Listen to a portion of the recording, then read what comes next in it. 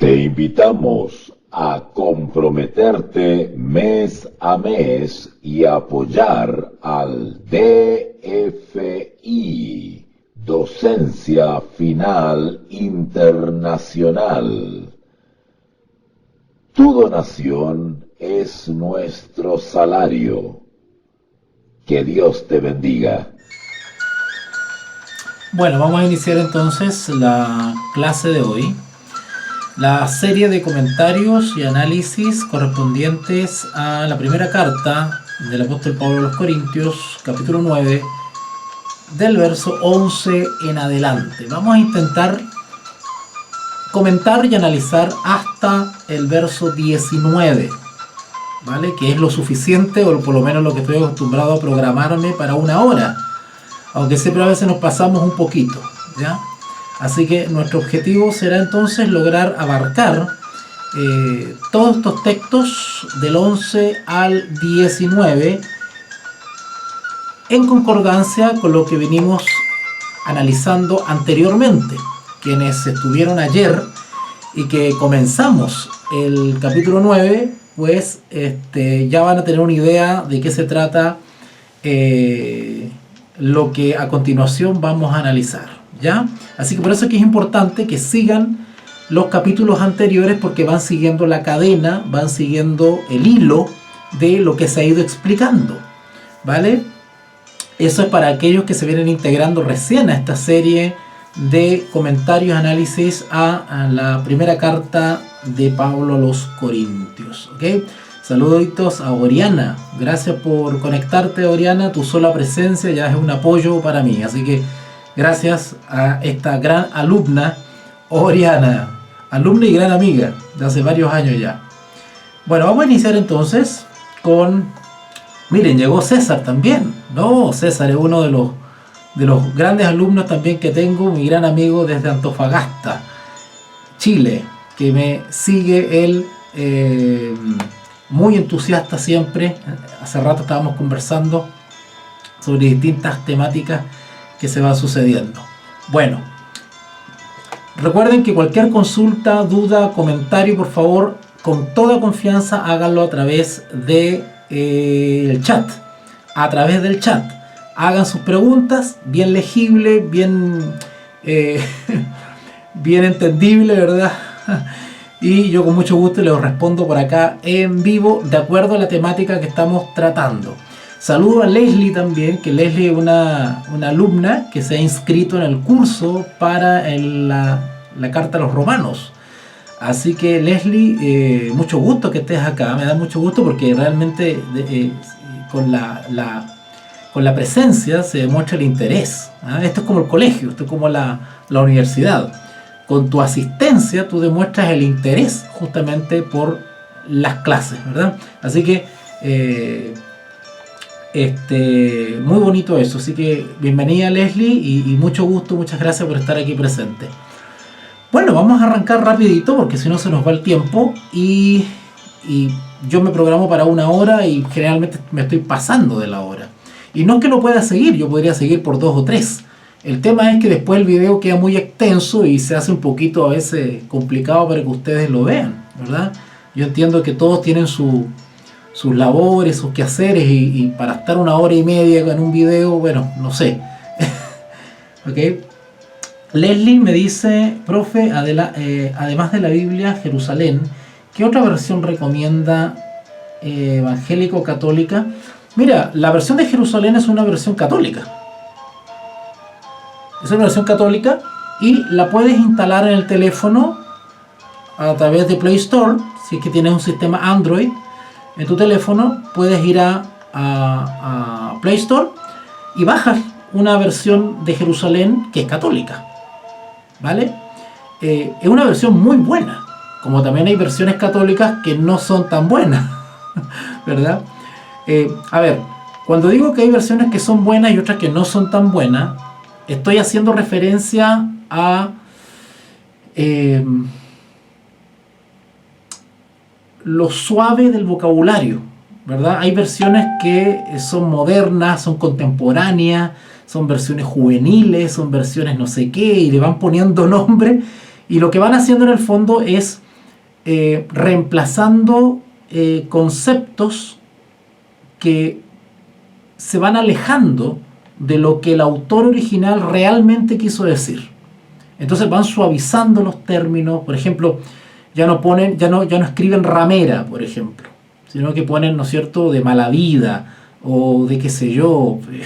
Van poniendo otros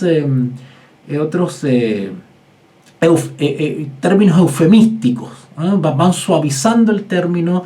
Al fin y al cabo van estirando el concepto tanto para hacerlo más básico, más entendible, ¿no es cierto?, al lector, que al fin y al cabo lo van destituyendo, le van quitando la sustancia. ¿Sí? Ese es el tema. Al fin y al cabo, las versiones modernas o contemporáneas no es que estén malas, sino que son malas en tanto y en cuanto el estudiante es exigente, ¿verdad? Es exigente. Hay unas que dicen versión con lenguaje actual, dicen, o contemporáneo. Entonces, claro, entendemos más rápido lo que quiere decir porque está escrito en un vocabulario actual, pero también está en desmedro de aquellos que quieren realmente querer entender o saber qué dijo el autor o qué quiso decir el autor. ¿Eh? Esto pasa a veces mucho incluso con las traducciones. Por ejemplo, quienes han leído literatura de Martín Lutero, por ejemplo, Martín Lutero era muy duro para referirse a ciertas cosas, era incluso a veces grosero, tenía términos, no tenía filtro en Martín Lutero, ¿vale? Y lo hacía con muy linda intención, pero Martín Lutero quería cortar la mantequilla con cuchillo caliente, ¿ah? Decir las cosas tal como son nomás. Entonces, ¿qué pasa? Los traductores han suavizado ciertas palabras, han alterado ciertas palabras en ese sentido. Se entiende lo que quiere decir Lutero, pero no con las palabras que Lutero usó. Lo mismo pasa con las versiones bíblicas, ¿verdad? Van suavizando el vocabulario.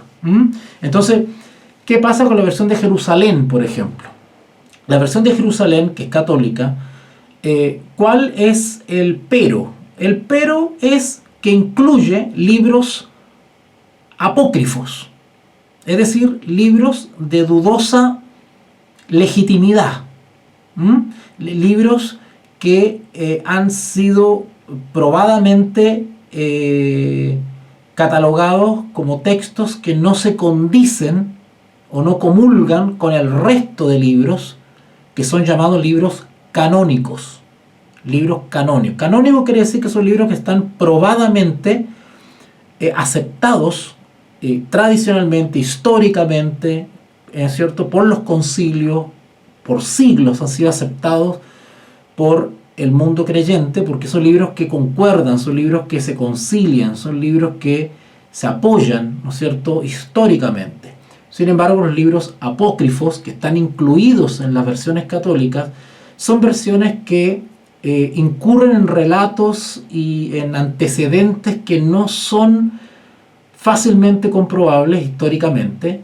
Segundo, caen en aseveraciones que no concuerdan con la enseñanza general de la escritura. Entonces hay una discordancia ahí. Entonces eso es el contra que tiene la versión católica. Pero ¿cuál es la versión? Es el pro? ¿Cuál es lo bueno que tiene, lo útil?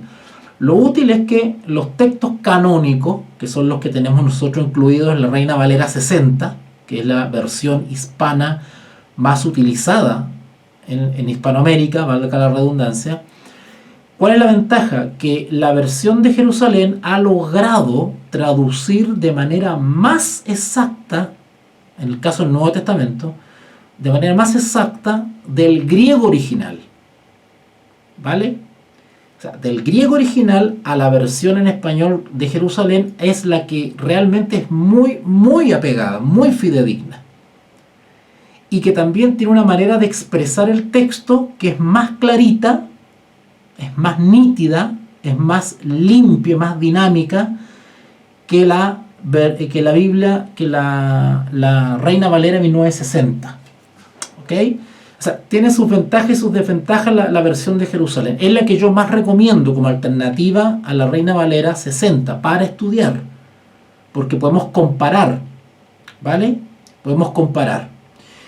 Hay una versión muy buena, que yo considero muy buena y no tiene por qué ser así, es mi opinión personal, por la experiencia que tengo, que es la Reina Valera 1909.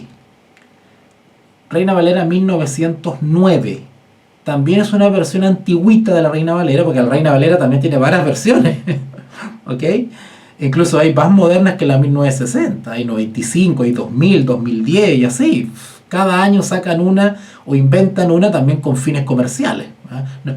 Ojo, no es que toda versión, por nueva que salga y por novedosa que salga, yo he visto Biblias de la mujer, Biblias de los jóvenes, Biblia de no sé qué, ¿verdad? Biblias de estudio, Biblia comentada, Biblia con no sé qué, y cada año le agregan y le agregan alguna novedad. No quiere decir que son mejores, porque también hay intereses comerciales en eso, lamentablemente, eso hay que decirlo, ¿ok? Ok.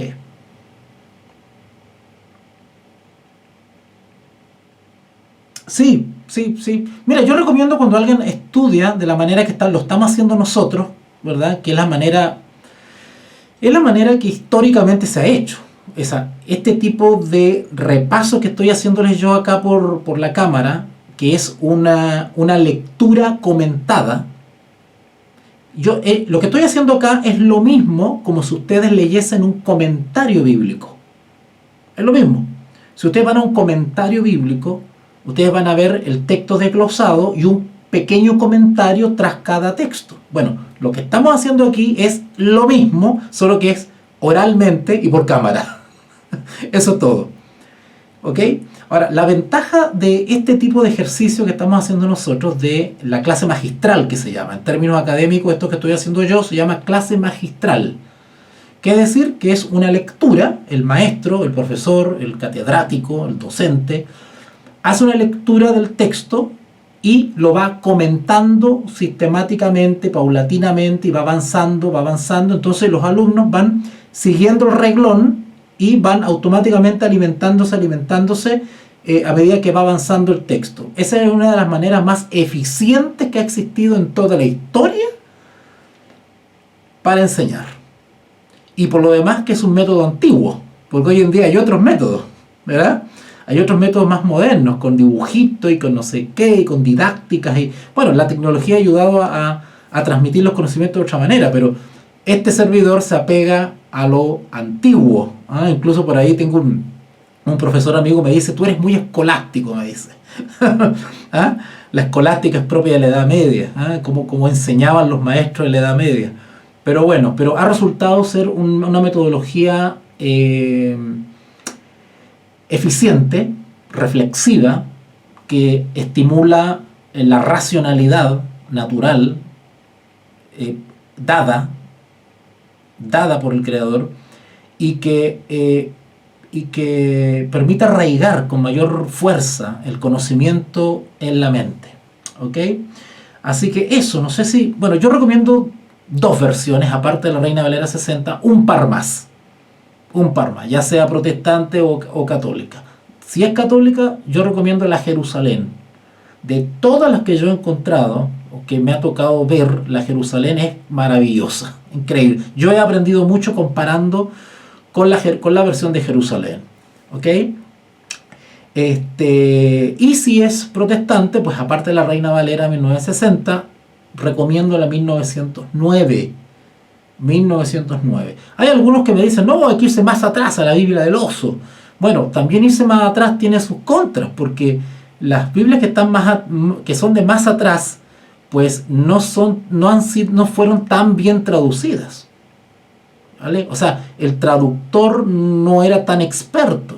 De hecho, prueba de eso son las versiones, por ejemplo, cuando William Tyndale, ¿verdad?, tradujo la Biblia de los idiomas originales al inglés, gran reformador en Inglaterra, por ejemplo, o qué sé yo, Wycliffe, ¿verdad? Wycliffe, o el mismo Martín Lutero. O sea, cuando ellos sacaron su versión de la escritura, estaba llena de imperfecciones y se fue puliendo a lo largo de los años. Entonces, Cuidado con eso, no porque sea más moderna es mejor o porque sea más antigua es mejor, ¿vale? Hay que siempre buscar la versión que con la práctica ha resultado ser la más eficiente, ¿ok? Ok, de hecho yo a veces uso una versión Reina Valera 95. Ahí está la Biblia, la Reina Valera, no recuerdo ahora el nombre. Bueno, hay varias. Ya le hablaré sobre eso en algún capítulo. Bueno, un saludo aquí dice acá, Iglesia, Jesucristo, mi buen pastor parece que es, no alcanzo a ver la foto, parece que es mi amigo pastor Richard, con su esposa Solange. Qué rico tenerlos por acá, mucho gusto. Bueno, vamos a continuar entonces, ya habiendo dicho eso como introducción. Por favor, siéntanse libres de preguntar todo lo que necesiten, ojalá que tenga que ver con el tema, pero si no, no importa, a través del chat, por favor, ¿ya? Si no, a través de Telegram o WhatsApp, yo voy a estar respondiendo todas las consultas con toda confianza, no tengan problema en interrumpir. Prefiero que ustedes estén claros en algunas cosas antes de seguir, y ustedes se queden con la duda. Así que pregunten con toda confianza, ¿ya? Espero que la señal no falle y podamos tener una buena grabación. De todas maneras, estoy grabando con otra cámara de respaldo, por si la señal falla acá, tengo la grabación allá, así que tenemos dos versiones del mismo tema. Una en vivo y otra editada con un video donde va a estar con mejor sonido y mejor imagen. Ok, perfecto. Entonces, habíamos quedado en el verso 10. Ahí quedamos. Y si se acuerdan ayer, no sé si hacerles un repaso o no, vamos a hacer un repaso rapidito, ¿ya? Para aquellos que no estuvieron. Vamos a hacer un repaso rapidito. Empezamos con el capítulo 9, donde hablaba justamente de los derechos de un apóstol, Y explicamos el contexto, que en la iglesia de Corintio, que eran varias, que estaban en la región de Corintio, si ustedes van a un mapa, ustedes van a ver que Corintio es un territorio bastante amplio, entonces no era una iglesia, sino que eran muchas iglesias, muchas eclesías. Dijimos también que la naturaleza misma de la iglesia eran grupos de personas. La palabra iglesia significa eclesía, que viene del griego, ¿no es cierto? Y que significa reunión, asamblea, congregación. Es decir, cuando nosotros decimos iglesia, estamos hablando de personas reunidas. No estamos hablando de un edificio. Tradicionalmente, o la costumbre, ¿no es cierto?, la tenemos tan arraigada que cuando decimos iglesia nos imaginamos un campanario, una torre, un edificio, las sillitas, las mesas, qué sé yo, una serie de cosas. No es eso, ¿ok? Esa es una idea tradicional, pero no es una idea que tenga su fundamento en la Sagrada Escritura. Del punto de vista bíblico, del punto de vista escritural, iglesia significa persona. Cuando hablamos de iglesia estamos aludiendo automáticamente a seres humanos reunidos. Cuando esos seres humanos ya no están reunidos, no existe la iglesia. O sea, existe en términos místicos, ¿cierto? La iglesia. Sabemos que por ahí, por allá, anda un montón de gente que es creyente. Bueno, esa es la iglesia. Pero, en estricto rigor, la iglesia realmente se constituye o es visible cuando los creyentes se reúnen físicamente, ¿vale? Por ejemplo, si Leslie, César, Oriana y otros más nos reunimos debajo de un puente, ¿no es cierto?, para hacer un culto, una reflexión, una cantar, qué sé yo, bueno, eso, del punto de vista bíblico, eso, aunque esté debajo de un puente, sin paredes, sin techo, bueno, el puente estaría de techo, y estuviésemos sentados en el pasto, en la vegetación, aún eso es una iglesia. ¿Te das cuenta? O sea, no necesitamos ir a un edificio, ¿no es cierto?, que está destinado al lugar de culto para que seamos o no seamos parte de la iglesia. Yo me puedo reunir en mi hogar, por ejemplo, un día domingo o un día sábado, hacer una reunión de adoración y de estudio bíblico, o de oración, o lo que ustedes quieran, un culto, y eso es una iglesia.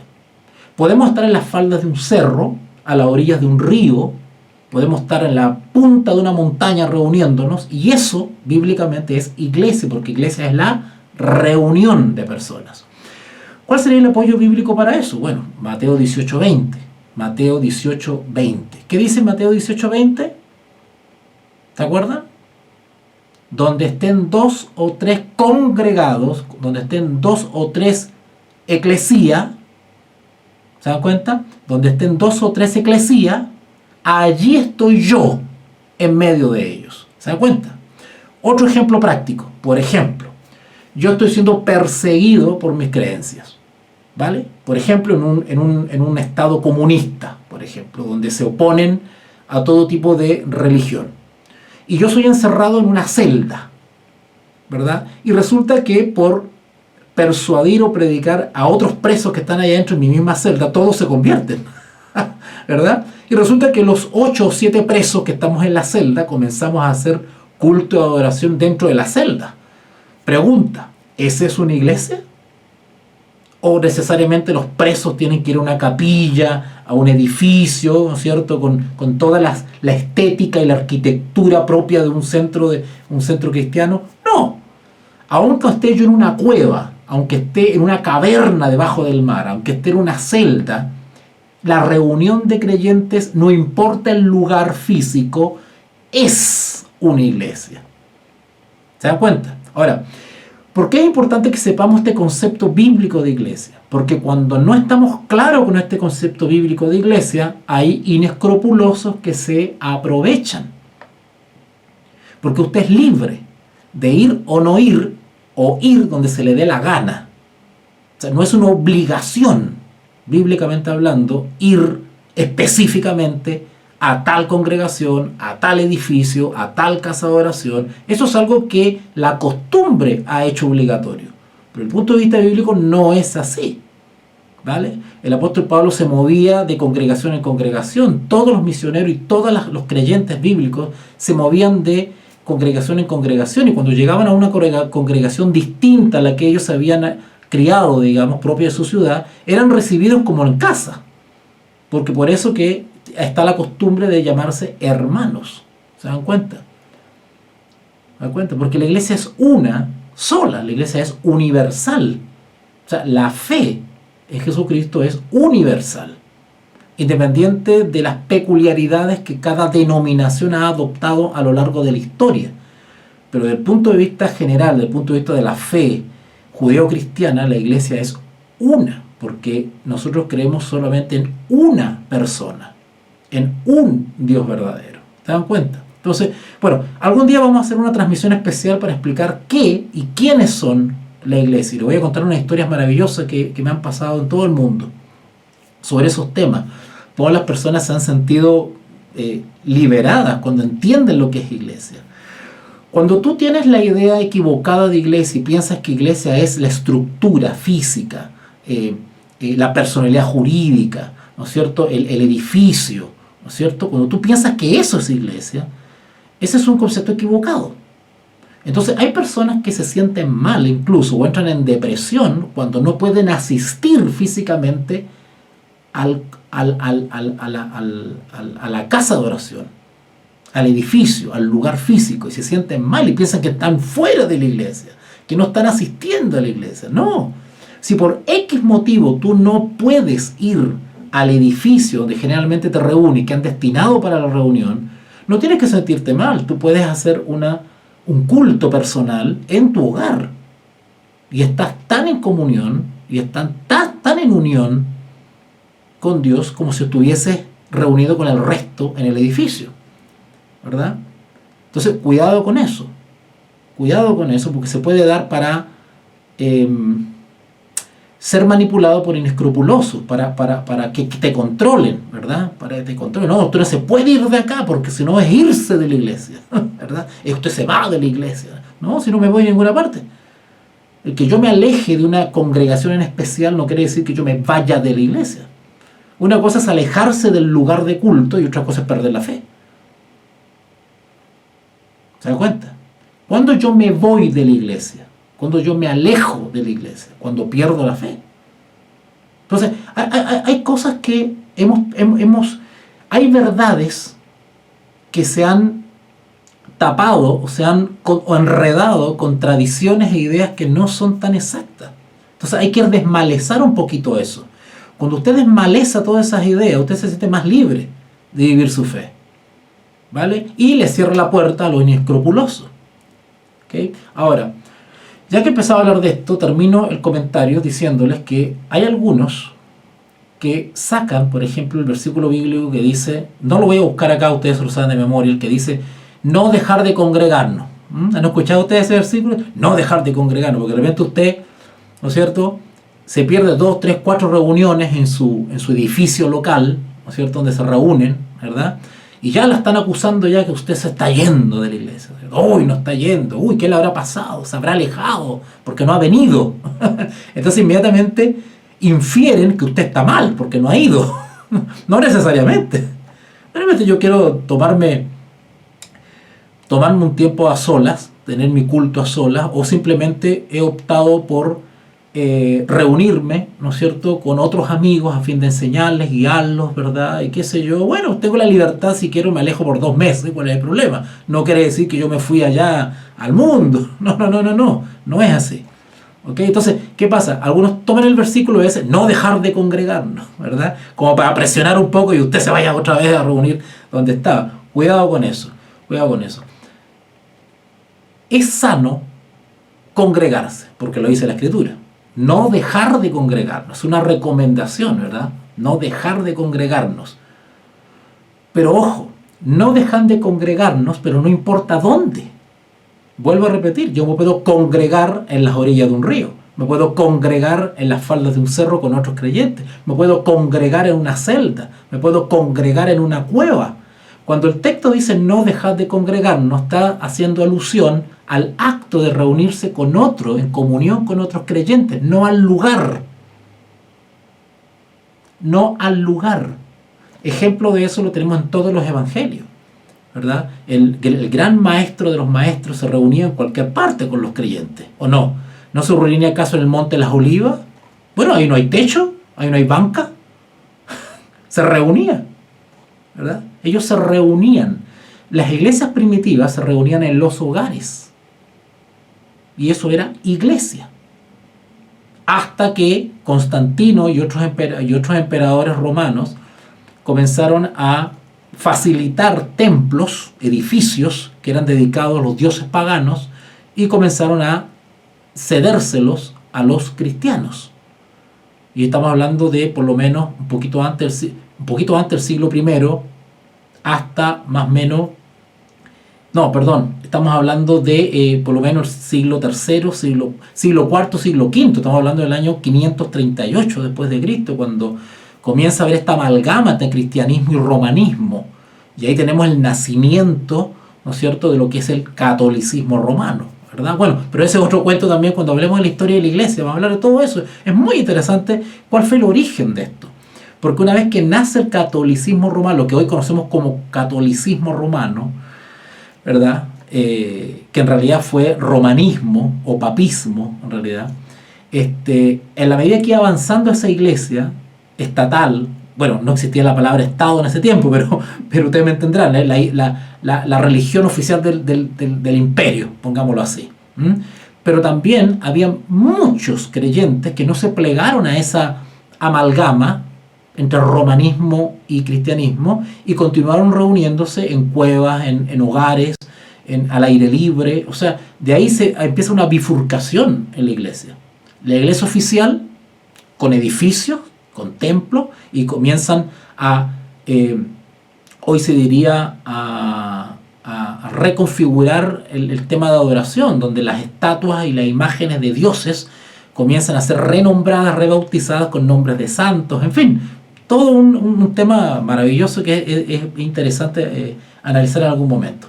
Pero volvamos entonces al resumen que le estaba haciendo sobre 1 Corintios 9:1. La labor o el ministerio de Pablo estaba siendo cuestionada, no por todas las iglesias de Corintio, pero habían algunos que sí estaban siendo cuestionados. Saludos a Mónica, que se viene integrando recién. Un gusto de tenerte por acá. Muchos estaban cuestionando el ministerio de Pablo por las razones que expliqué ayer, ¿cierto? Y Pablo lo que hace es reivindicar su ministerio, su labor, argumentando. Y una de las cosas que él argumenta es efectivamente, y a la luz de lo que estudiamos en Corintios 8, que por motivos de conciencia, por motivos del débil en la fe, el que tiene más experiencia y más sabiduría, ¿no es cierto?, tiene que a veces ser flexible o ceder para no ofender o herir a aquel que no es maduro en la fe. Ese es el débil en la fe. Entonces, Pablo dice, bueno, en vistas que están estos cuestionamientos, soy constantemente cuestionado, porque ojo, no solamente era cuestionado por algunos integrantes de la iglesia de Corintios, sino que también que era cuestionado por otros grupos. Recuerden que ya en esos días de Pablo estaban operando los gnósticos. Estaban los gnósticos por ahí. ¿Ya? Entonces, Pablo dice, voy a tomar ciertos resguardos. Estoy parafraseando, ¿no? Esto no es que necesariamente lo dijo Pablo, pero es que es como lógico. Yo creo que cualquiera de nosotros con un buen criterio, con un buen sentido común lo haríamos, ¿verdad? Le explicaba ayer el caso de esta gente de Colombia que me pidió ir con corbata y con camisa. Y bueno, me la puse, ya está, para no provocar en ellos, ¿no es cierto?, un mayor prejuicio y ya habrá tiempo de explicar y de educar en ciertas cosas. Bueno, entonces Pablo dice, mire, no me voy a hacer problema si tengo que abstenerme de ciertos derechos, pues lo voy a hacer con tal de no suscitar controversia, alimentar prejuicio, hasta que, ¿no es cierto?, hasta que las congregaciones estén debidamente educadas, estén debidamente formadas y comprendan, ¿no es cierto?, el por qué yo actúo de esta manera o actúo de otra manera. Prueba de eso es de que los fariseos, por ejemplo, que eran muy estrictos, eran muy, sí, se dice legalista, pero bueno, digamos que no tenían la sapiencia que es derivada del mismo espíritu. Tenían una sapiencia, pero una sapiencia humana.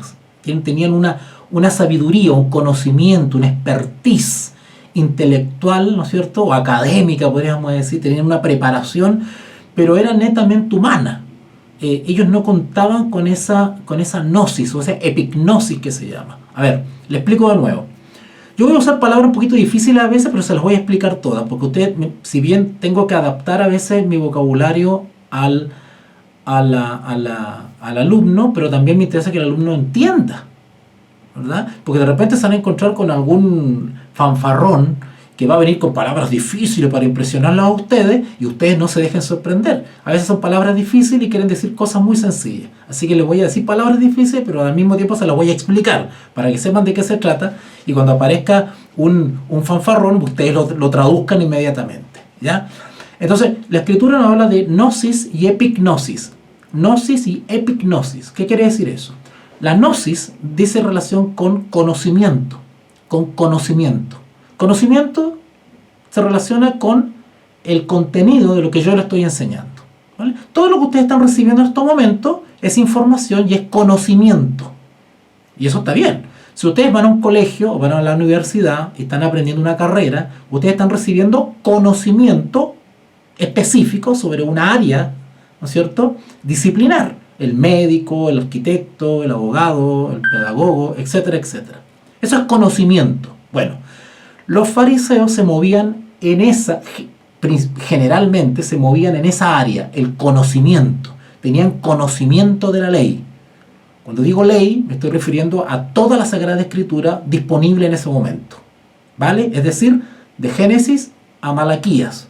Todo ese conocimiento lo tenían, se manejaban con la ley, conocían los textos, conocían salmos, conocían proverbios, se sabían de memoria los textos, se los recitaban. Súper, como decimos en Chile, súper capo. ¿Ok? Y de hecho, Pablo era lo mismo. Pablo estaba en ese tipo de conocimientos, en ese tipo de gnosis. Pero ¿qué resulta? Pablo llegó a adquirir un conocimiento que era superior a la gnosis. Él alcanzó un conocimiento epignosis. Es un conocimiento que tiene que ver ya no simplemente con adquirir datos, sino que era un conocimiento que tenía que ver con el discernimiento. Es algo que veía mucho más allá del texto mismo, Pablo logró comprender, después de ese encuentro en Damasco, Pablo logró comprender la sustancia de la enseñanza, logró entender el propósito del texto, qué quería decir realmente Moisés, Elías, Malaquías, Isaías, qué quiso decir Isaías cuando decía varón de dolores, Emanuel, príncipe de paz. Eran textos que se los sabían de memoria, pero no lograban entender la profundidad, el alcance de esos textos. Bueno, Pablo, siendo un erudito de la Escritura, ¿verdad?, un fariseo, enseñado por los mejores teólogos de Israel, ¿verdad?, incluido Gamaliel, pues no lograban ver. ¿Qué le pasaba a los fariseos, por ejemplo? ¿Se acuerdan cuando Nicodemo se acerca a Jesús y le hace ciertas preguntas? ¿Cómo se nace de nuevo? Voy a parafrasear, ¿ya? ¿Cómo se nace de nuevo? Y Jesús le dice, ¿eres doctor de la ley y no sabes qué significa? ¿Te das cuenta? O sea, no basta con aprenderse de memoria esto si no tenemos, ¿no es cierto?, la sapiencia o el don de discernir la profundidad que tiene el texto. Ahora, esa habilidad o ese don de comprender lo que hay más allá del texto o la sustancia del texto no viene de nosotros, viene de una persona que nos ayuda y nos guía en discernir justamente la revelación, en revelarnos lo que tiene el texto. Y ese es el Paráclito, ese es el Espíritu Santo, ¿vale? Bueno, eso es lo que pasaba. Por eso que Jesús le decía a Nicodemo, os es necesario nacer de nuevo. O sea, lo que tú tienes que tener es una experiencia de conversión y que es ayudada por el Espíritu Santo. Tú necesitas la presencia del Espíritu Santo para que te ayude en esa conversión. Es la experiencia que no tenía Nicodemo y que no tenía la mayoría de los fariseos. Así que cuando Pablo supera esa experiencia de simple conocimiento humano de la ley y comienza a discernir, comienza a salir de la gnosis para ir a la epignosis, tener un conocimiento de la revelación. Ahora Pablo entendía, ahora Pablo comprendía que esos textos que hablaban del príncipe, de los príncipes, Emanuel, deseado de toda la gente, se estaba refiriendo al Jesús de Nazaret. No lo veía, pero ahora lo empezaba a ver, ya tenía discernimiento. Entonces cuando hablamos de epignosis, estamos hablando de un conocimiento, pero que es más profundo, ¿verdad? Es un conocimiento revelado. ¿Ok? Lo mismo aplica, por ejemplo, para la simbología del libro Apocalipsis. El libro Apocalipsis se tienen que entender a la luz de la misma escritura, porque el Apocalipsis es una revelación. Ese es un libro para entenderlo, no es un libro misterioso. Es un libro misterioso para aquel que no tiene epignosis. Pero el que tiene epignosis puede entender lo que Apocalipsis revela, porque el mismo título del libro dice que es una revelación. Entonces, ¿cómo va a ser oculto? ¿Cómo no lo vamos a entender? ¿Se dan cuenta? Pero bueno, entonces ¿qué pasa? Que Pablo comienza a toma ciertas decisiones, que es abstenerse de ciertos derechos que él tiene como apóstol, para justamente no herir susceptibilidades y no alimentar prejuicios. Entonces, resulta que Pablo, ya sea que hiciese uso de ese derecho, ya vimos ya en qué se consiste. Un derecho era viajar en su trabajo misionero, viajar con una compañera creyente, esposa, ¿no es cierto? Que Pablo no hizo uso de ese derecho, como otros sí lo hicieron.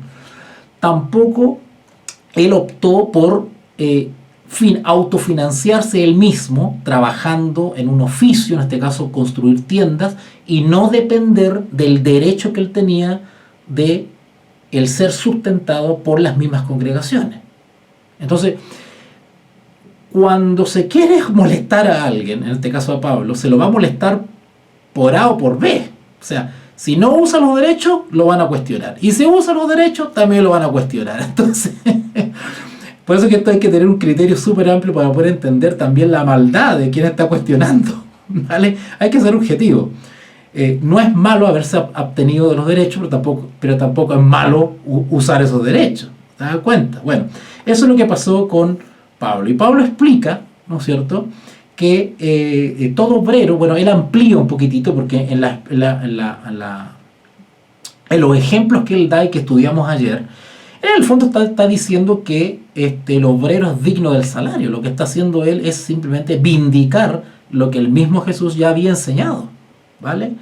Y de hecho muchos me he encontrado que cuestionan, por ejemplo, el uso del diezmo actualmente. Eso es una barbaridad que no tiene sustento en la Escritura. Es un subterfugio.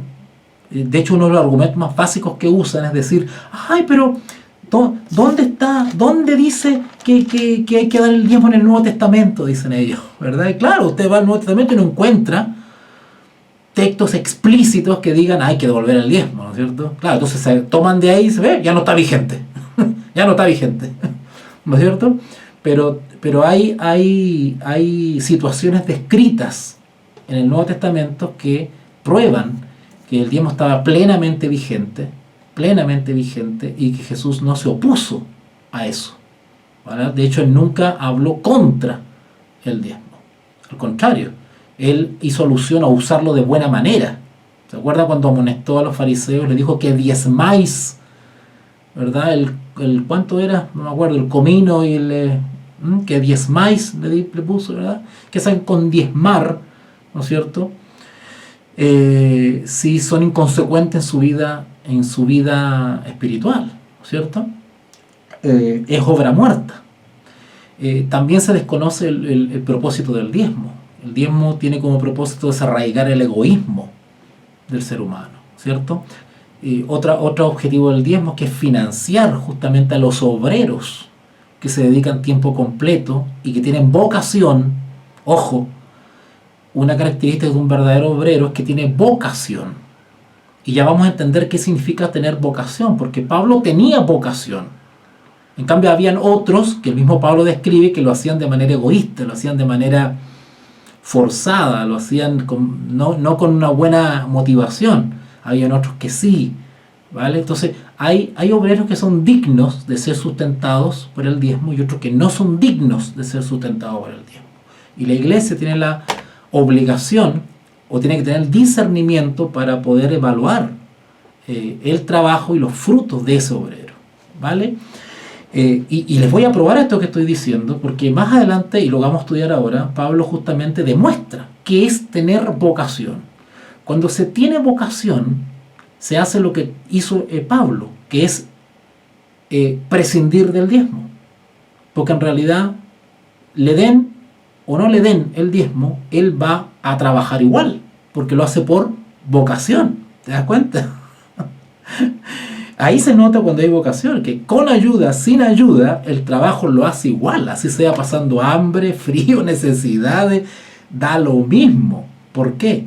Porque las necesidades que pasa el obrero por falta de ayuda, el obrero ¿cómo traduce eso? El obrero ¿cómo traduce eso? Bueno, estas necesidades me están fogueando, me están puliendo, me están transformando. Que es lo que debería hacer cada creyente, incluidos los obreros. ¿Okay? Bueno, avancemos entonces. Avanzamos al verso 11. El 11, mire, ya me tomé 46 minutos. Tremendo. El 11 dice lo siguiente. Si nosotros sembramos entre vosotros lo espiritual, noten el ejemplo de la siembra. Este ejemplo de la siembra es típico en la Escritura, ¿verdad? Porque señala lo que el obrero por vocación y por la fe realiza, ¿no es cierto? Y lo hace con esperanza de obtener resultados o frutos. Entonces, si nosotros, y Pablo habla en plural, no solamente habla de él, sino que incluye a otras personas, a otros obreros también, que habían, claro que sí, acuérdense de, qué sé yo, de Silas, qué sé yo, había muchos. Bueno, si nosotros sembramos, haciendo referencia a la difusión de las buenas nuevas, entre vosotros, hablando directamente a los corintios, lo espiritual, no está hablando de semillas de maíz, está hablando de lo espiritual, es gran cosa si segáramos de vosotros lo material. ¿Se dan cuenta? El hecho de que el obrero que siembra lo espiritual reciba apoyo material está totalmente justificado. Claro, en el caso de Pablo, él no hacía uso de ese derecho. Pero quien sí hace uso de ese derecho legítimamente está totalmente justificado. ¿Por qué? Porque el trabajo espiritual es mucho más valioso que el trabajo físico. Ojo, no estoy desmereciendo el trabajo físico, pero estoy poniendo en una balanza, ¿verdad? Que el alimento espiritual es lo que sostiene al ser humano, ¿vale? En este caso el creyente. Y por lo tanto, es un gran, y perdone que uso esta palabra, pero es un gran mérito el que hayan personas que dediquen su vida y su tiempo a las cosas espirituales, porque otros no lo harían. O simplemente otros no pueden, o no han sido llamados, o no tienen la habilidad, o no tienen el don, o no tienen la experiencia, no tienen las competencias. Pero hay personas que sí tienen habilidades naturales y aparte de eso se les ha otorgado el don para ejercer justamente sus ministerios y para hacerlo bien. Cuando a una persona se le otorga un don es para perfeccionar, ¿no es cierto?, un tipo de trabajo, una línea de acción, ¿vale? Y esa persona que recibe ese don es responsable por ese don, porque se va a pedir cuentas, ¿o no? Ustedes saben eso, se va a pedir cuentas. Acuérdense la parábola de los talentos, ¿ok? Entonces, en algún momento de la existencia vamos a tener que rendir cuentas por lo que se nos dio y a ver cuántos frutos generamos, ¿ok? Entonces, quien recibe lo material como pago, como recompensa o como salario, ¿no es cierto?, está totalmente justificado, porque se está dedicando a una línea de acción, a una línea de trabajo espiritual que es de trascendencia tremenda y no todos comprenden, ¿vale? Así que si nosotros sembramos entre vosotros lo espiritual, es gran cosa si segáramos de vosotros lo material. Si otros, noten que Pablo hace referencia a otros que están trabajando y que seguramente sí hacen uso de ese derecho, ¿no es cierto? Si otros participan de este derecho, noten, está hablando de otros, pero que sí participan de ese derecho. Si otros participan de este derecho, estoy en el 12, sobre vosotros, ¿cuánto más nosotros? Pablo cuando dice aquí nosotros se refiere a lo que ya mencionamos en el verso 6, ¿se acuerdan? Que habla de yo y Bernabé, dice, ¿no es cierto? Que ellos dos, por lo menos, que están mencionados ahí, no hacían uso del derecho de recibir un diezmo o un apoyo material de la congregación. Pero habían otros que sí estaban haciendo uso de ese apoyo, y está bien. Si otros participan de ese derecho sobre vosotros, ¿cuánto más nosotros? Pero no hemos, y vuelvo a recalcar su situación personal, ¿no es cierto?, pero no hemos usado de ese derecho, sino que lo soportamos todo. O sea, quien no hace uso de ese derecho asume las consecuencias que implica no tener tanto apoyo. ¿Te das cuenta? Claro, el que recibe apoyo mensual, el que recibe un diezmo, por ejemplo, bueno, sabe que todos los meses va a recibir un apoyito y puede contar con eso. Pero el que no recibe, ya sea porque nadie lo quiere apoyar o porque él ha decidido no recibir ese apoyo, bueno, tiene que batírsela solo. Ahí tiene que ver cómo lo hace. Tiene que reinventarse, ¿verdad? A propósito de la pandemia, que muchos nos reinventamos, ¿verdad? Tuvimos problemas con algunos apoyos, tuvimos que empezar a generar recursos de otra manera, ¿verdad? Así que sigue diciendo el 12, entonces, por no poner ningún obstáculo al Evangelio de Cristo. ¿Se dan cuenta? O sea, acá está explicando las razones por las cuales él se obtiene ese derecho, que es no generar obstáculo, no poner obstáculo. Esto de no poner obstáculo hace referencia a una piedra de tropiezo, a una zancadilla, ¿cierto? Ahora, ¿a quién yo podría ponerle una zancadilla? Bueno, al débil en la fe. Otra vez volvemos, ¿no es cierto?, a Corintios 8, 9. Por ejemplo, vamos a Corintios 8:9, cuando dice, pero mirad que esta libertad, es decir, ¿cuál? De recibir, de hacer uso o no uso de ese derecho. Pero si alguno, perdón, el 9, Corintios 8:9. Si bien, pero mirad que esta libertad vuestra no venga a ser tropezadero para los débiles. ¿Te das cuenta? ¿Te das cuenta cómo la misma enseñanza se va articulando? Por eso que cuidado con eso, no tomemos, a veces nos agarramos de un texto solito para generar una suposición, una idea.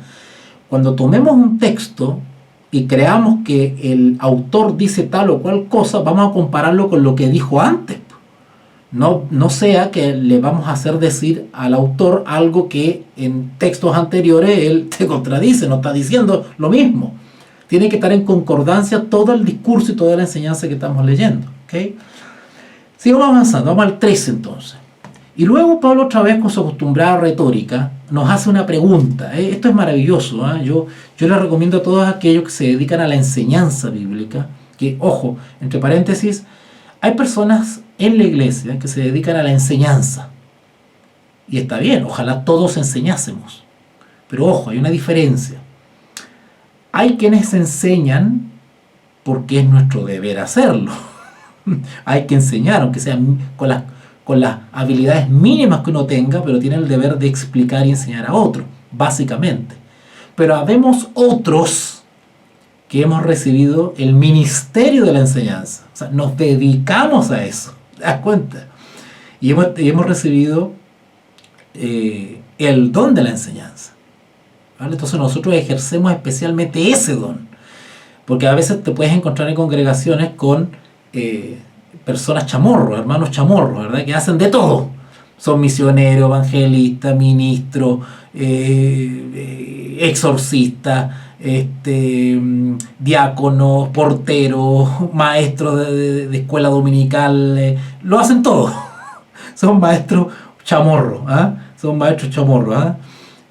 No, cuidado con eso. Hay cosas que evidentemente uno a veces tiene que salir del paso y bueno, ya está. Si alguien tiene que ir a pasar la ofrenda, vamos para allá, no importa, no voy a hacer más ni menos eso. Pero no es el llamado, ¿te das cuenta? No es el llamado que uno tiene, ¿vale? En el 13 dice lo siguiente: ¿no sabéis que los que trabajan, y yo quiero poner énfasis en esta palabra trabajan, ¿no sabéis que los que trabajan en las cosas sagradas, y aquí está haciendo referencia a los sacerdotes, a quienes trabajaban o laboraban en el templo, ¿okay? En el templo de Jerusalén en este caso, ¿cierto? ¿No sabéis que los que trabajan, y noten que Pablo le llama trabajo, eso es un trabajo? Los sacerdotes del templo y los levitas no hacían carpintería, no eran herreros, no eran carpinteros, ¿cierto? Pero sin embargo se dedicaban a las cosas sagradas y Pablo lo considera trabajo. Interesante. Y como todo trabajo, ya lo expliqué ayer, debe ser remunerado. ¿Okay? ¿No sabéis que los que trabajan en las cosas sagradas comen del templo? Es decir, de lo que pueda producir el templo o las actividades del templo. Y los que sirven al altar, cuando dice altar, automáticamente hace referencia a los sacrificios, ¿no es cierto? Quiero explicar algo ahí.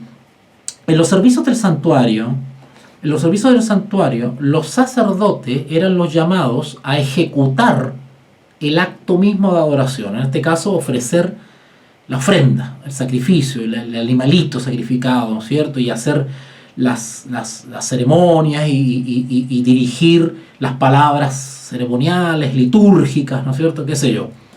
Pero había personal externo, por decirlo así, usando un término moderno, que eran los levitas. Y los levitas eran los encargados de proporcionar los insumos, las hierbitas, los alimentos, de hacer aseo a los ornamentos, qué sé yo, hacer limpieza al templo, preocuparse de las cortinas, una serie de situaciones. No quiero decir secundaria, pero son anexas al servicio de adoración.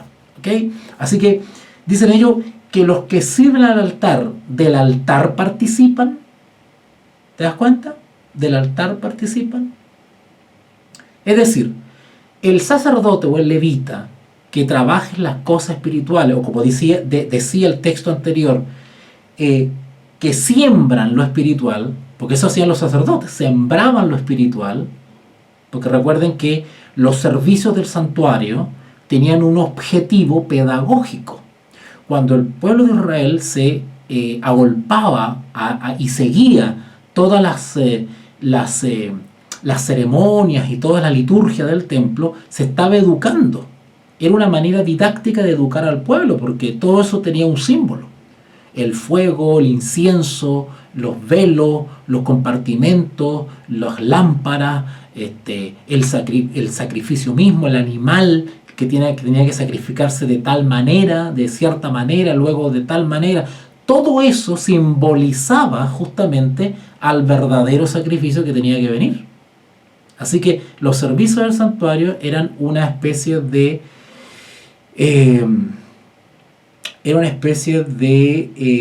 escuela al aire libre, por decirlo así, ¿ya? Sigamos entonces el 14. El 14 dice, así también, nota, primero Pablo da el ejemplo de los trabajadores del templo y luego dice, así también, o sea, de igual manera como los sacerdotes y los levitas, de igual manera, se dan cuenta que el diezmo no está abolido y que el ministerio que sirve en el templo o a las cosas espirituales sigue en vigencia. El trato y la consideración hacia quienes se dedican a las cosas sagradas no ha perdido vigencia. Fíjese lo que dice el 14. Estoy en Corintios 9:14. Así también ordenó el Señor a los que anuncian el Evangelio. Claro, hoy en día no existen sacerdotes ni existen levitas, literalmente, como en el siglo I.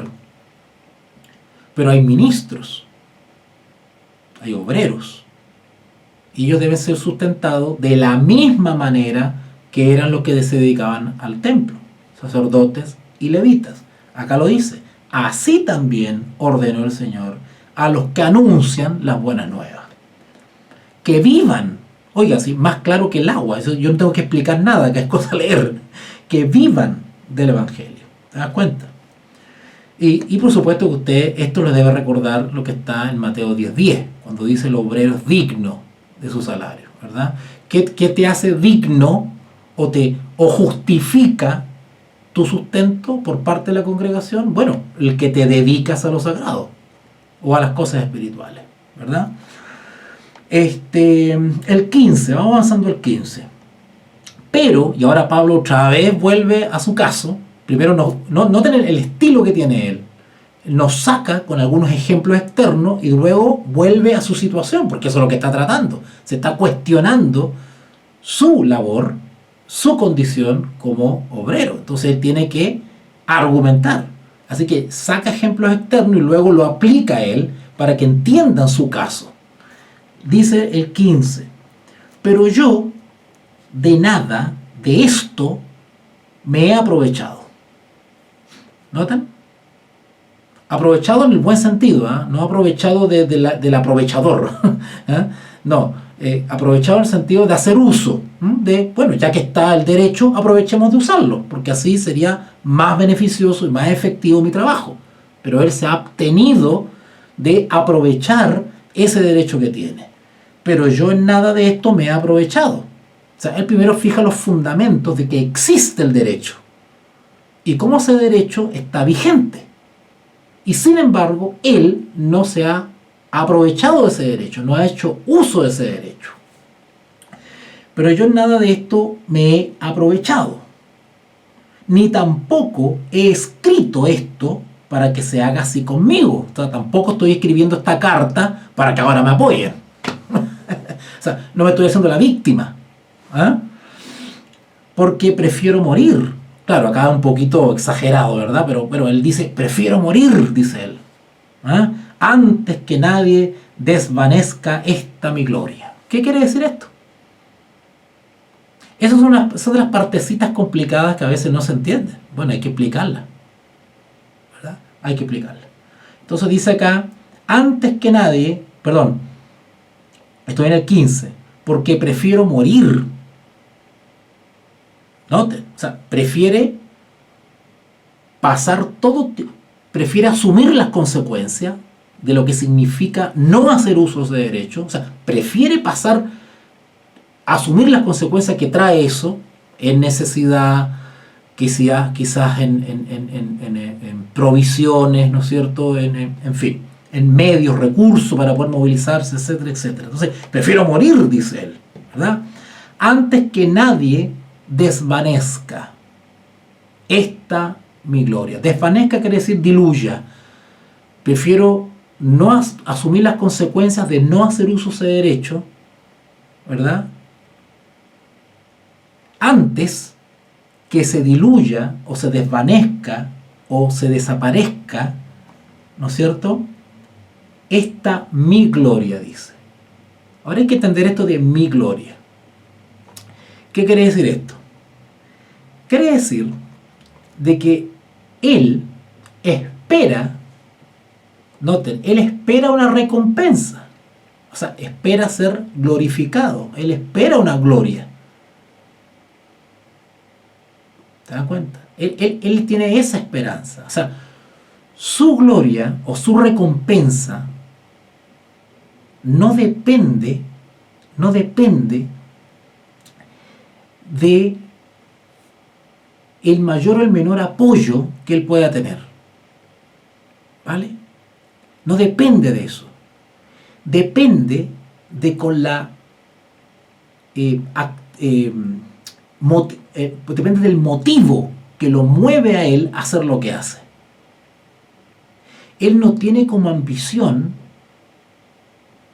el reconocimiento de la gloria terrena o el acrecentar o incrementar su patrimonio material, producto del apoyo de la congregación, sino que su finalidad o su móvil de trabajo está en otra cosa. Más que buscar recompensa material y temporal, él tiene la vista puesta en una recompensa y un reconocimiento de aquel a cual sirve.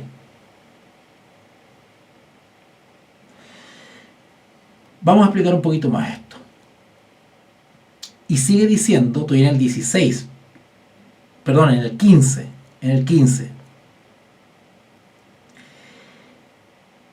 Este versículo, perdón, estoy en el... ya me enredo ya aquí.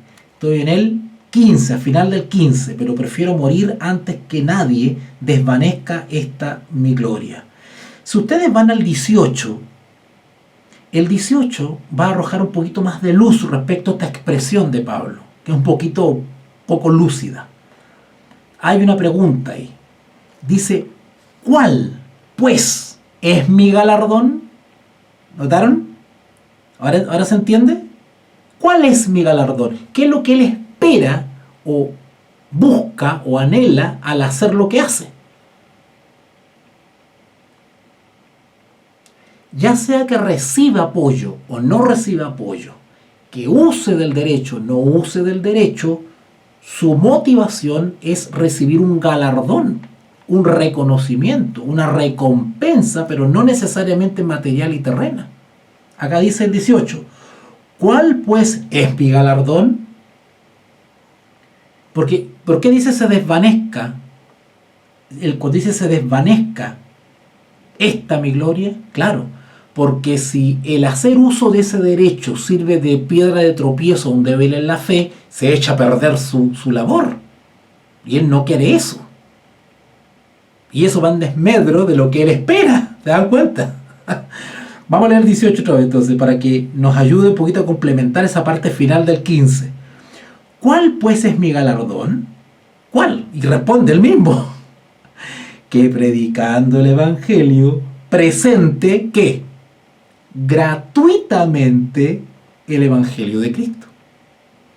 Para no abusar de mi derecho en el Evangelio. ¿Te están entendiendo ahora? Como que tiene un sabor distinto el recibir el galardón sabiendo que no hiciste uso de ese derecho, ¿verdad? Tiene un sabor distinto, ¿verdad? Así que como diciendo, y tal vez no voy a ser muy exacto, pero quiero parafrasearlo un poco, es decir, no arruinen mi vocación por estar dándome un apoyo material. Déjenme así como está, yo soy feliz sin el apoyo, por ahora no, gracias. ¿Ya? Ok, yo estoy preocupado de otras cosas ahora. ¿Ok? Vamos con el 16 entonces. Pues si anuncio el Evangelio, no tengo por qué gloriarme, jactarme. O sea, no tengo que creerme algo especial porque lo hago. O sea, lo hago porque es mi deber. Con apoyo, sin apoyo, bajo amenaza o así tenga todos los privilegios, tengo que hacerlo porque es mi deber. O sea, hay un móvil moral, ético acá. ¿Ok? Pues es lo que se llama la convicción. Cuando hay convicción, no te mueve ni el terremoto grado 12. Por lo cual, el 16. Pues si anuncio el Evangelio, no tengo por qué gloriarme o jactarme. Porque si me es impuesta necesidad, y ay de mí si no lo anunciare. Interesante. ¿Qué quiere decir cuando dice porque me es impuesta necesidad? Porque me es impuesta necesidad. ¿Qué querrá decir esto? Pues si anuncio el Evangelio no tengo por qué gloriarme, porque me es impuesta necesidad. Quiero explicarle un poquito esto. ¿Cómo que a Pablo se le es impuesta necesidad? ¿Cómo es eso? A ver, vamos a hacer un ejercicio. Vamos a leer la versión de Jerusalén. A ver qué dice en ese texto, a ver si nos ayuda un poquito a clarificar. Hagamos el ejercicio. Jerusalén entonces. 1 Corintios 9, 16. Dice, Jerusalén, predicar el Evangelio no es para mí ningún motivo de gloria. ¿Notaron que está más clarito en la Jerusalén? Predicar el Evangelio no es para mí ningún motivo de gloria. Es más bien un deber que me incumbe. Y ay de mí si no predicar el Evangelio. Bueno, la Reina Valera dice acá, porque me es impuesta necesidad. Me es impuesta. ¿Cómo que les impuesta necesidad? ¿Ah? ¿Qué querrá decir eso? ¿Hay alguien en el chat que me pueda aportar con eso? Porque me es impuesta necesidad.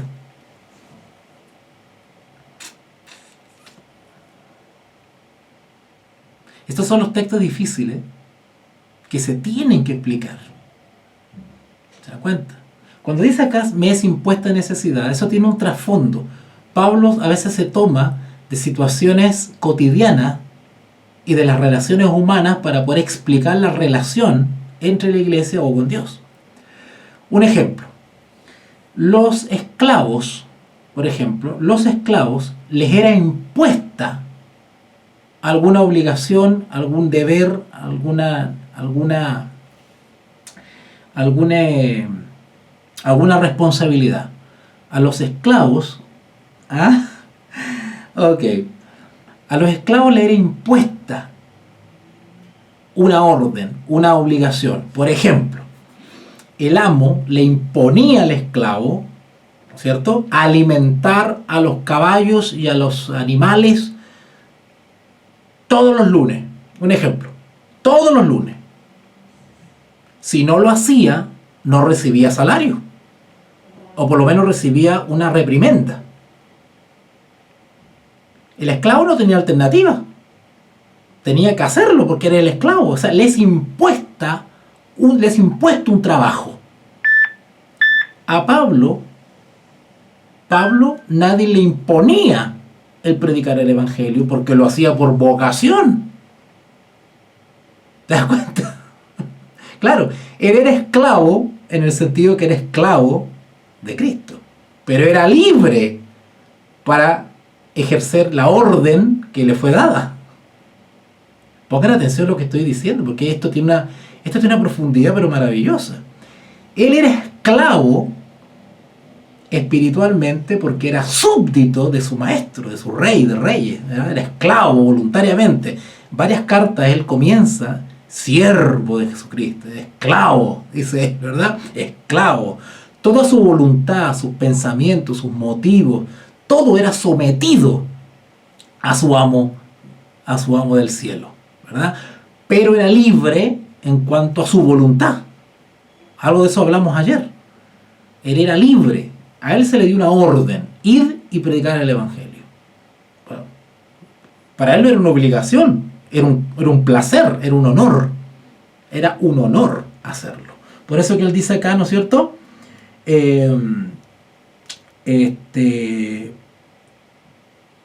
Porque me es impuesta necesidad, y ay de mí si no anunciara el evangelio. ¿Te das cuenta? Eso no lo hace por la obligación. ¿Ok? Bueno, el 17 dice lo siguiente, dice, por lo cual, por lo cual es una especie así que, por lo tanto, ya que he argumentado tanto, vamos sacando ciertas conclusiones, vamos cerrando la idea. Por lo cual, si lo hago de buena voluntad, noten, no por obligación, no impuesto como un esclavo, literal, sino si lo hago de buena voluntad, ¿cierto? Es decir, por propia voluntad, voluntariamente, recompensa tendré, ¿verdad?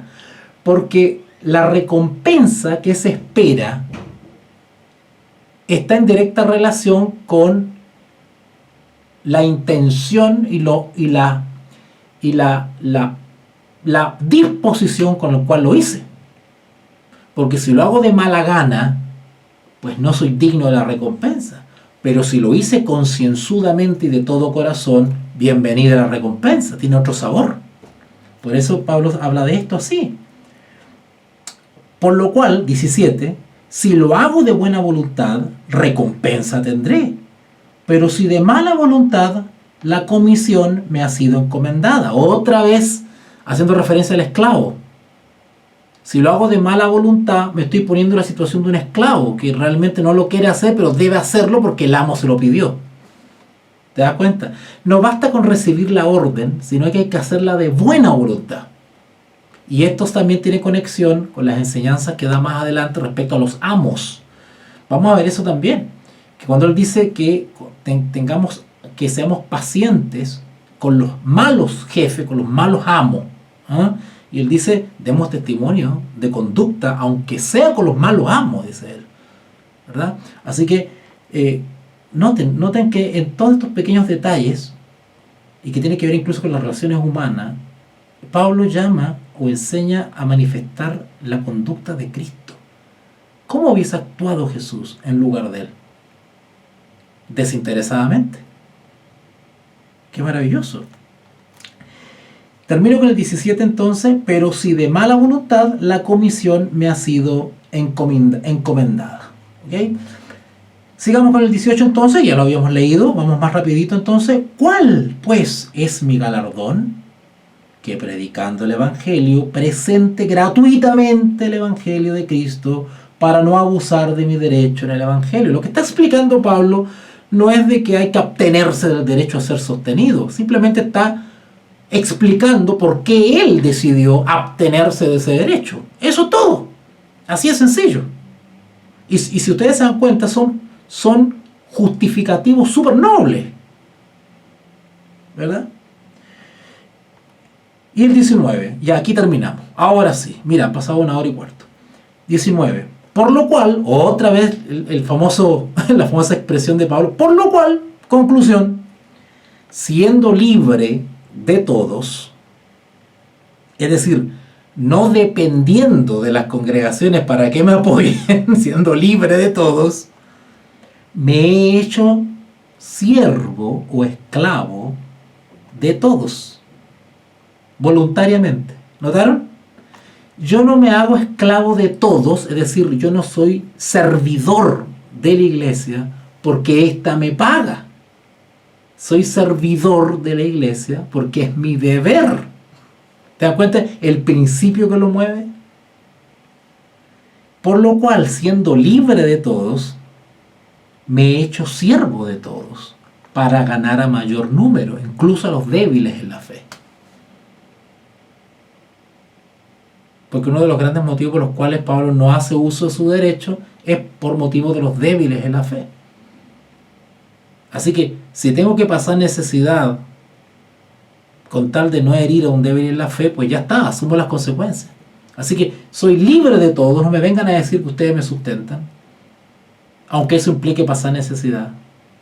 Porque a mí lo que me mueve es la vocación.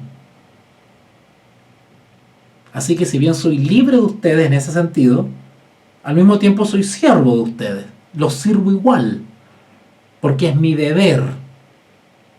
¿Se dan cuenta qué bonito? ¿Ok? Bueno, vamos a dejarlo hasta acá. Yo creo que avanzamos bastante hoy día. Yo no sé si alguno de ustedes tiene algún comentario por ahí. Quizás alguno tiene alguna pregunta, algún comentario. No sé, cualquiera es bienvenido. Si no lo hacen a través del chat, lo pueden hacer, pueden enviar sus comentarios por privado, a través de WhatsApp o Telegram, y yo con mucho gusto les voy a responder.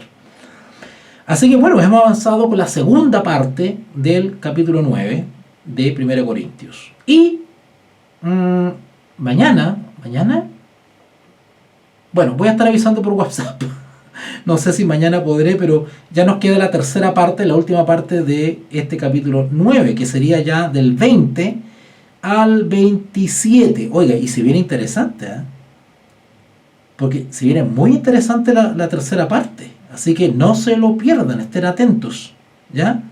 No se lo pierdan, viene bien interesante, porque otra vez Pablo habla de los débiles en la fe. Fíjense el verso 22. Fíjense el 22. Me he hecho débil a los débiles, para ganar a los débiles. A todos me he hecho de todo. Ahora van a empezar a entender esas palabras. Van a entender esas palabras ahora, que esas son palabras que todo el mundo se las conoce, ¿verdad? Me he hecho débil a los débiles para ganar a los débiles. De todo estoy hecho de todo para que en todos modos salve a alguno. Bueno, vamos a entender todo. Ahora van a cobrar sentido esos famosos versos a la luz de todo lo que hemos analizado. Ahora, toda esa manera de actuar tan criteriosa de Pablo debería ser la nuestra.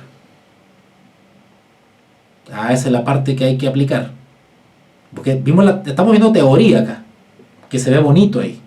Pero eso ahora hay que aplicarlo acá.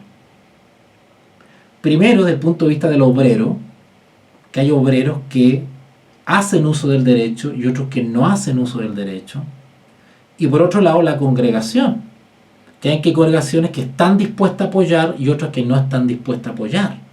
Hay unas que apoyan y otras que no apoyan. Y cuando hablo de congregación estoy hablando de las personas.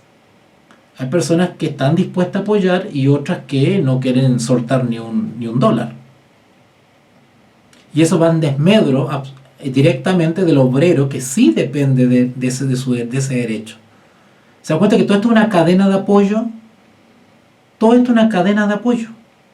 Que cuando una de las dos cadenas falla, se rompe esa sinergia. Esa sinergia se rompe cuando uno falla. Cuando la congregación no tiene disposición a apoyar, bueno, el obrero que sí depende de ese derecho, de ese apoyo, pues ve dificultada su labor. No así el que no depende de ese derecho y ha logrado generar recursos propios, ¿no es cierto? Bueno, puede sobrevivir, pero eso no justifica tampoco a la congregación que no apoye. Entonces, es toda una cadena que tiene que tenderse a la luz de lo que acabamos de estudiar. ¿Ya? Vamos a dejarlo hasta acá entonces. Parece que por chat no hay ninguna pregunta o algún comentario final que quieran hacer. O por Facebook también, si hay alguna inquietud que por ahí quieran transmitir. Parece que eso sería todo. Y estaríamos mañana, yo creo. Bueno, voy a confirmar si mañana sigo con la tercera parte final de este capítulo 9. Y se viene fuerte, porque después viene el 10 y el 10 habla de amonestación contra la idolatría. Uy, eso sí que se viene bueno. ¿Ya? Bueno, vamos a dejarlo hasta acá entonces. Al parecer no hay ninguna otra consulta, ¿no es cierto? Si alguien tiene alguna pregunta, alguna consulta, hágamela llegar por WhatsApp o por Telegram, yo con mucho gusto. Exactamente, César. Pablo quería ganar el cielo. Esa era su recompensa. Así que con tal de lograr esa meta, oiga, daba lo mismo para Pablo si lo apoyaban, no lo apoyaban. Él lo movía a otra convicción, que era la vocación, la convicción. Daba lo mismo, claro. Del punto de vista terrenal, claro que es una ayuda el recibir apoyo. Claro que sí. Si uno es honesto y se dedica a lo que fue llamado, claro, esos recursos claro que sirven. Pero en el caso del apóstol Pablo, o en el caso que debería ser nuestro también, con o sin ese apoyo nosotros tenemos un objetivo, ¿verdad? Que es mucho más grande que el lograr metas temporales, ¿verdad?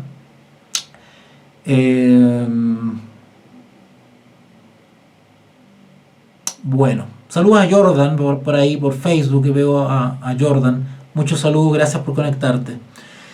Bueno, entonces va a quedar grabado, va a quedar disponible esta transmisión en vivo en YouTube, pero también va a estar la misma transmisión, digamos, pero vía cámara, con un respaldo, ¿no es cierto?, editado con mejor sonido y mejor imagen, ¿ya? Entonces hacemos una oración para terminar esta clase, ¿ok? Te invitamos a comprometerte mes a mes y apoyar al DFI, Docencia Final Internacional. Tu donación es nuestro salario. Que Dios te bendiga.